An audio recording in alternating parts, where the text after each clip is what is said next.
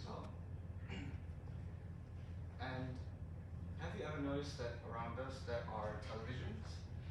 When I went back to my hometown, I visited my grand auntie, and in her house there was an old TV. It was boxy and old. It had black and white. I asked her about it, and she told me that the TV was older than me. It has been there longer than I have lived. So I started to wonder, where else have I seen this sort of TV? It was in advertisements in malls. It was on billboards on the road and in our hospitals. And then they were the television, the black mirror that projected images for us right before our eyes. And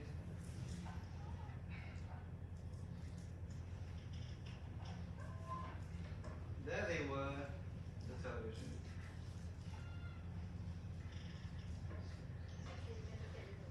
May I complete? Have you ever noticed how even in your pockets that the phones in your pocket can display images right before your eyes? I guarantee you, ladies and gentlemen, that the television is everywhere. If you look to my left, here is just a perfect guarantee of why we have it in our lives. Our universities have provided us with the benefit of a television.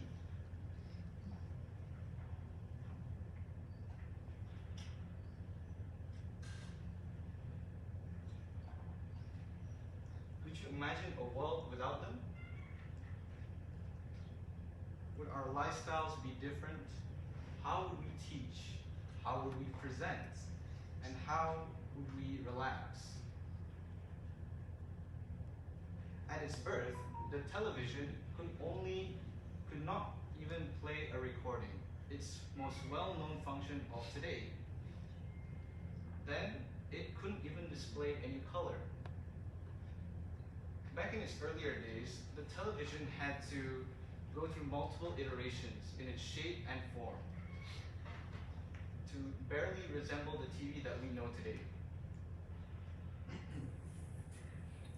Our group has delved deep into research of the chronology of a TV, and we wanted to find out how it works, why it succeeded or failed in ways, and the defining features that have brought it forward. Our extensive knowledge on TV is what gives us the credibility to present to you today. Therefore, to appreciate what we know about the television, which is so ingrained in our lives, I'd like to present to you the evolution of television.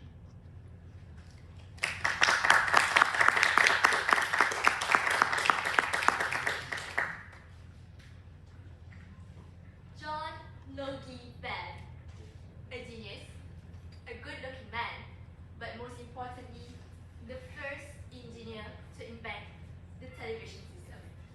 Ladies and gentlemen, I'm Mariha, and I'm going to talk about the first generation of television. In 1926, Bell made the first mechanical television, which was able to translate pictures of objects into motion.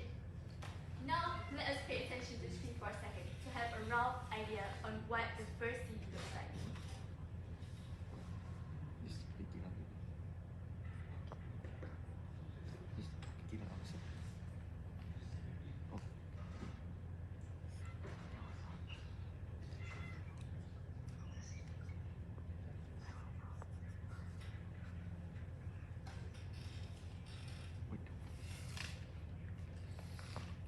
Ladies and gentlemen, from the first part of the video that we watched together just now, we can see that the Bell TV used a mechanical rotating disc, which is called as nickel disc, to scan moving images to electronic impulses. And this information was then transmitted by cables that were connected to all over the neighborhood to screens where it showed up as low resolution pattern using light and shade. Even though the mechanical system of the first Bell TV was large and very complicated to use, the screen to display the output of the TV was very small and blurry. From the last part of the video, we can see that people need crowd up in front of the small circle screen just to watch the television. Now let's pay attention to the screen again.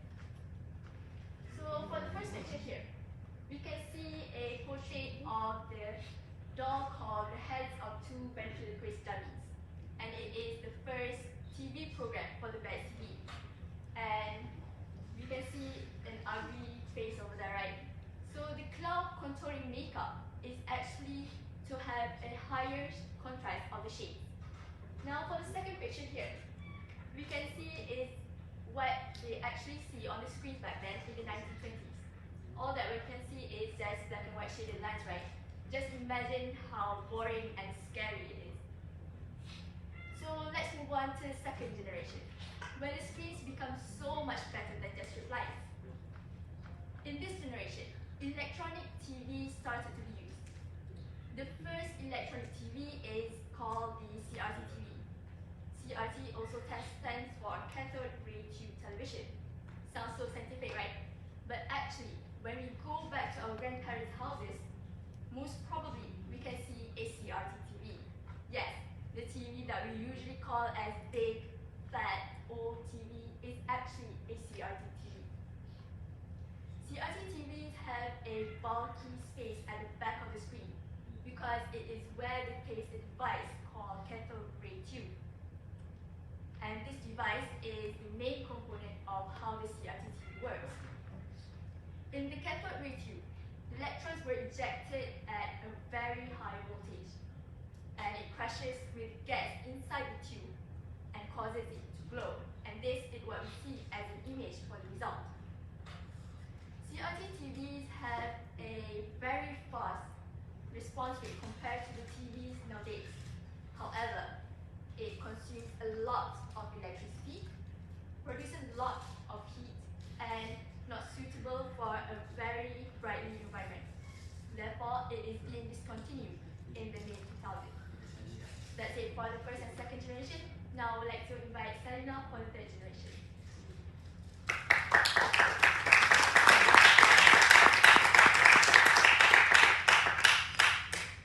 Good day everyone, I'm Salina and I'll be presenting next with the third generation, which is the age of colors, the color CRT and the LCD.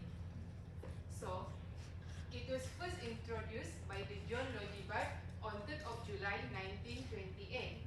The one that was introduced is based on the technology of red filters and also the blue filters, which alternate between each other to produce an image of color in the television. But unfortunately, during the research, John Logie was dead, and then the research of the color television was then transferred to United States of America from London. Little do you know, there was a little war. What I mean war is not this kind of war where we have like Israel or South Korea or Uzbekistan fighting between each other. No. But what I mean, a color TV war. In this process, we have two kind of companies fighting between each other to be the first one in order to create the first color televisions, which are the CBS and the RCA. The CBS stands for Columbia Broadcasting System, and the RCA stands for the Radio Corporation of America. These two companies fighting between each other to be the first one to success to distribute the color televisions to the society. But let me spill a little bit of tea. In the end, it was RCA who win this color TV. But before the success begin, we have a lot of process that will be discovered in this color TV presentation. CBS researchers had invented a mechanical color television earlier than the RCA, and then the system was then approved by FCC. What is FCC? FCC stands for the Federal Communication Commission, which are responsible to approve either the invention of the television can be distributed to the society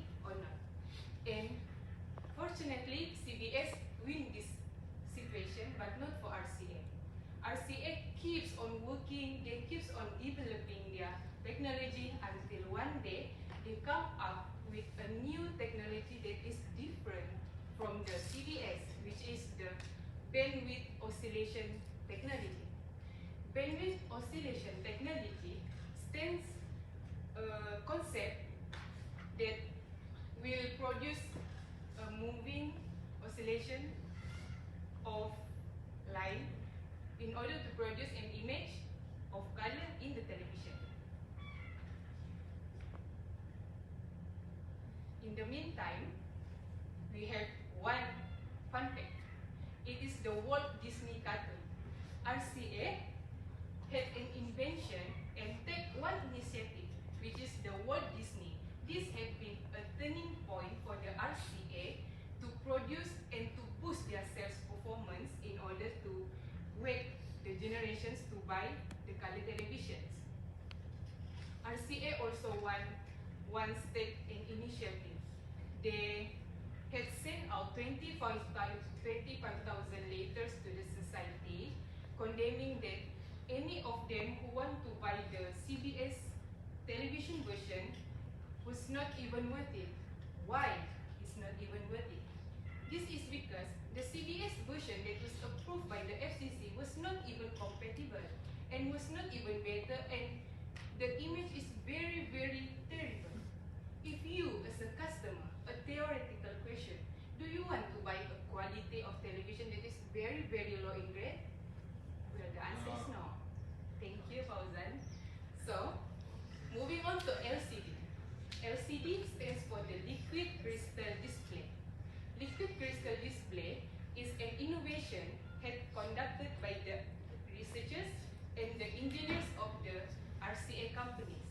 They had demonstrated how LCD, the liquid crystal display, could potentially and electronically control the passage of light in order to produce image in this television. And in the long run, they also found an initiative where their dreams have become a reality, and that is what we have here today. The thin film transistor of LCD was not prototyped until 1972. The invention and the advancement of the color televisions moving from the 1960s to 1972s. But bear in mind that the high resolution and the better display of television that we are most familiar with today was not invented until 1973. The thinner and the better resolution of display will be presented by my next teammate, which is Shi Penggan.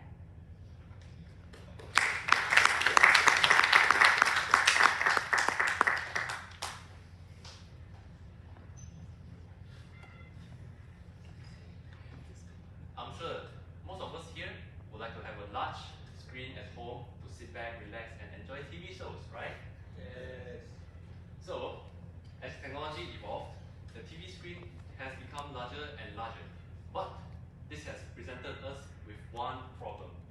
As you all already know, TV screens used to be thick and bulky to place, especially inside our homes.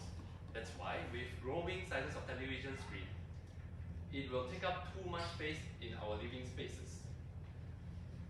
I am Gan Shifeng, and I would like to welcome you to the age of thinner screen television. So, thin screen televisions first arrived to us in the form of plasma display TV. It was introduced by Fujitsu in 1997. It has a 42-inch screen at the time. It was the biggest screen that we have ever seen.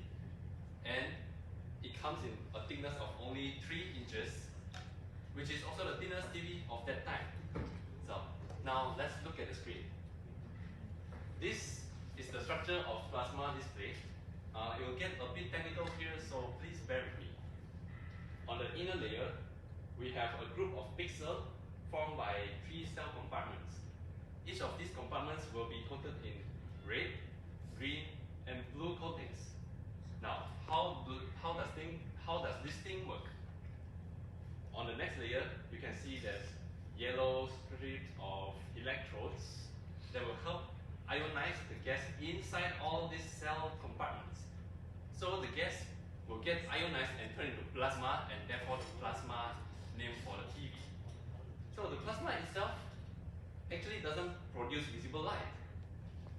obviously color them. The plasma will excite the coatings mentioned here, the red, green, and blue coatings, and the coatings will instead produce light that you can see. Now, maybe you will wonder, how does red, green, and blue light make up all the colors? This is because it is actually the primary colors of light. By adjusting the individual colors over here, you can get the visible light spectrum with all the colors in it. So why do you need all of these advancements to make a TV? So plasma display TV, it is thinner and it is higher in refresh rate so that you won't see laggy images on the TV feed. Lastly, it has a wider viewing angle, so you can sit wherever you want in front of the TV and not get distorted image. Moving on, we arrived at the OLED age of TVs. A decade later, in 2007, this one, OLED, in 2007, Sony introduced the world its first OLED TV. But at that time, they only managed to make it an 11-inch screen. Many of us wouldn't even consider that even as a TV. Because take me as an example, I own a tablet, and the tablet screen is already 11 inches. Imagine that was the TV size at that time. Okay, let's have a look at the OLED, shall we? Now, OLED screen consists of 4 layers, the bottom being the anode, the top one being the cathode. Now, as most of us have learned in chemistry lessons, anode releases electrons and cathode receives electron. What happens if you release electron? You get positive. And what if you receive? You get negative. So, on the conductive layer, it gets positively charged. On the emissive layer, it gets negatively charged. What happens next? The positive charge over here at the conductive layer will get attracted to the negative charges over here at the emissive layer. Then it will jump from this layer on top and collide with the negative charges over there and cancel each other out. By that time, they will release a burst of light energy, which will then get filtered with red, green, and blue filters that are not shown here, and turn into colors that you can see. By the way, for OLED TV, OLED is the short for organic light emitting diode. So it's maybe you are familiar with LEDs that we can see everywhere, but in TV technology, this layer is formed by organic polymers, hence the name organic light emitting diode. What are the advantages of OLED TVs over the plasma display TV just now? It is even thinner than plasma TV, reaching 4 millimeters thick, and it has brighter screen. Other than being brighter, it is also energy efficient. So this ensures us that while we watch our favorite shows or movies, we can play a part in protecting the planet as well as keeping our electric bill cheap. With that, I end my presentation on the 4th generation of TVs, and please welcome Atika to the stage.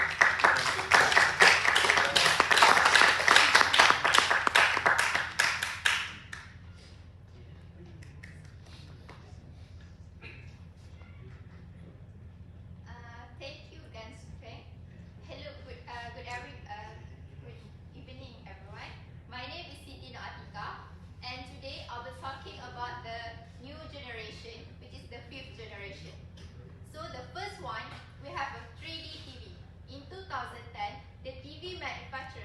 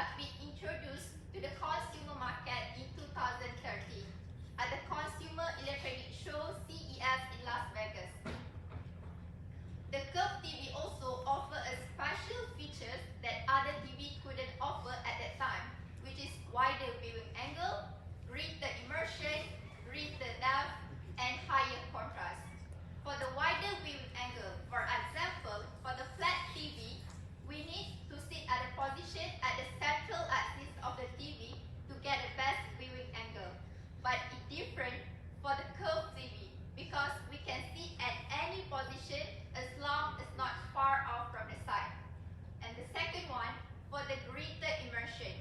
The curved TV provides a unique panoramic experience and a better visual experience. For the greater depth, the curve factor present on the screen. And the last one, higher contrast, because the light less likely to hit on the screen and not directly reflected on the viewers. So less reflection occur and it boosts the image clarity of the screen. The last one is a rollable TV.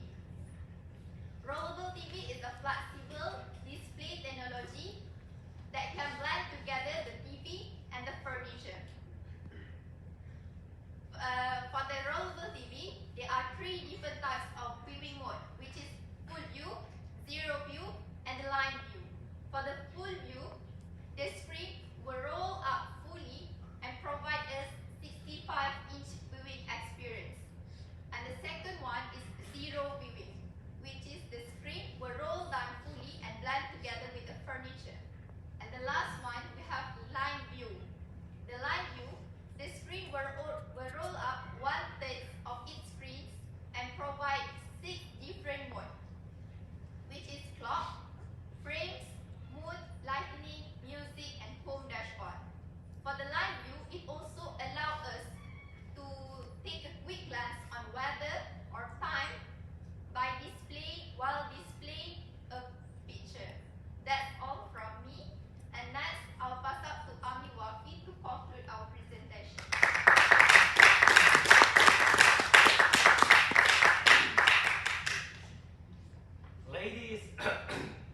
Ladies and gentlemen, did you enjoy the show? Yes. Okay. Well then, we will have a quick recap of everything we just listened just now. The first television, which is a mechanical television, has such a large complex system, but yet such a disappointing screen output, so small. And then the second generation, which is the CRT, is an electron television and emits light by using cathode ray tube as its main component. And then we move on into color TVs, which was sparked in our world by the RCA providing us color into this world.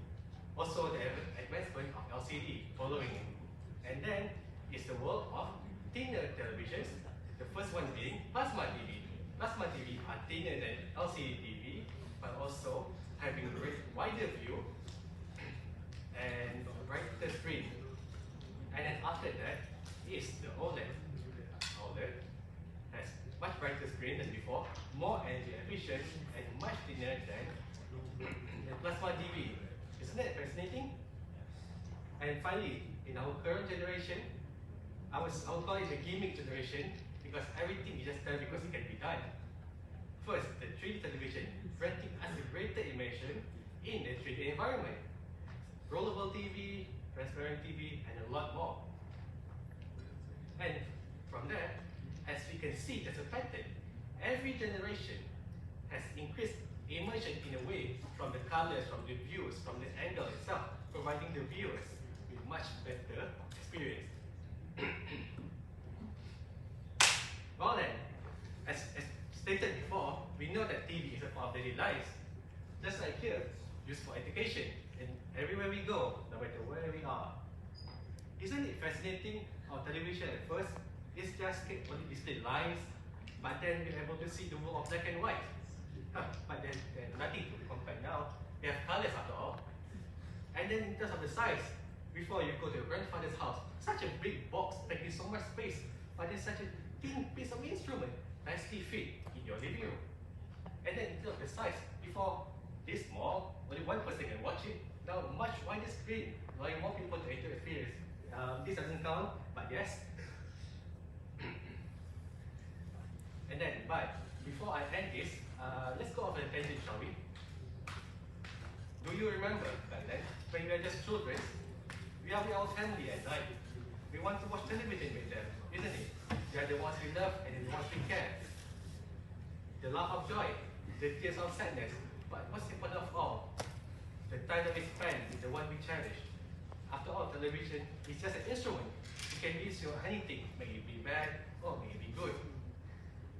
And also, it can be used for people who want to express their creativity, such as all the TV shows we are seeing nowadays. Alright, but My name is Amir Wafi, winner of Zaman. This is the evolution of television, and thank you for listening to our talk.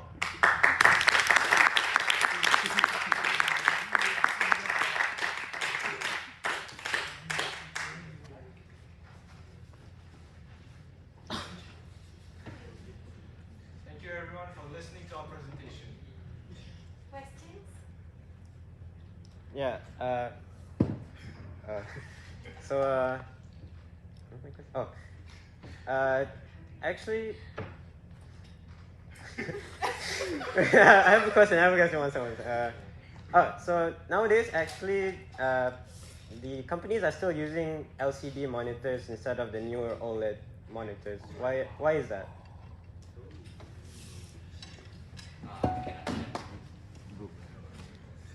So, OLED are still considered new technology. So the volume production of it is still low. Compared to LCD, it has been around us for a couple of decades, around maybe 50 years, give or take. So therefore, from the economies of scale, the cost of LCD will be lower. That's why companies prefer to get cheaper stuff. Probably, maybe you can ask yourself, would you like something cheap or expensive when the image quality of both of these is comparable. It is still different, but comparable. That's why someone like a company will prefer cheaper LCD TVs over more expensive OLED. Thank you. Thank you.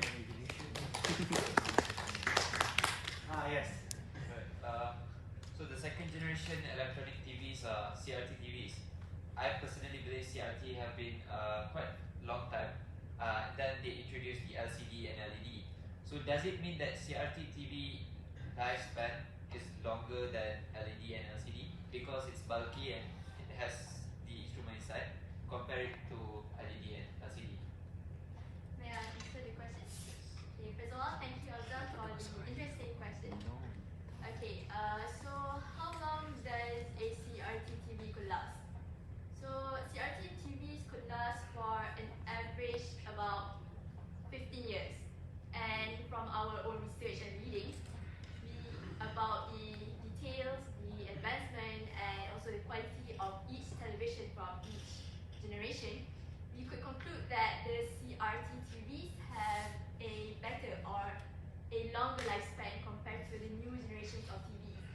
And there are reasons. So the first reason is because the CRT TVs are easy to repair because they use less complicated or simpler components compared to the high integrated components in the TVs that we see today. And then the second reason is because the production rate. So for the CRT TVs, the production rate back then were very low compared to the TVs these days. The production rate is very high. So when the production rate is very high, the rate of failure and defects will also increase. So in a note, we can say that CRT TVs have a better lifespan compared to the TVs these days. I hope that answers your question. Thank you. Any other questions? Okay. I have a question for the presenters up front. Since the current generation of technologies like laptops, even our phones nowadays, they have the current generation of OLEDs, right? Okay, so would the market for TVs in the future still be? Would it still have a market for people like us?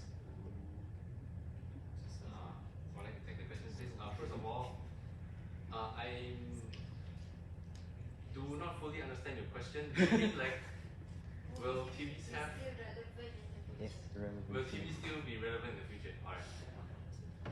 Personally, I feel like TV will still be there with us for a long time because you have a phone, of course, but the phone screen is limited to a certain size so that you can carry it around, you can fit it in your pockets, and do whatever you want with it, as well as watching movies actually.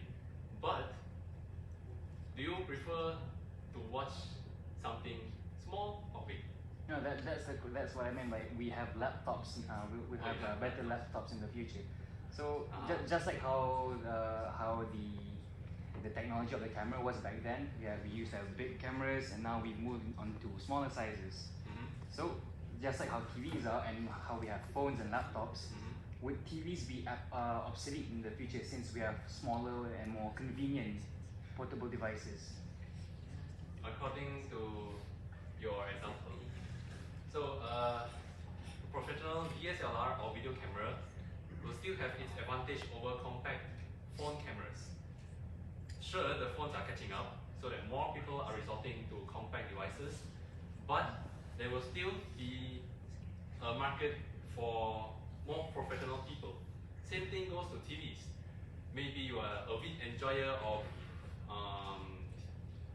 movies, and you would prefer more accurate, very color accurate, wide angle, 3D, you name it, kind of screen. You can still have it.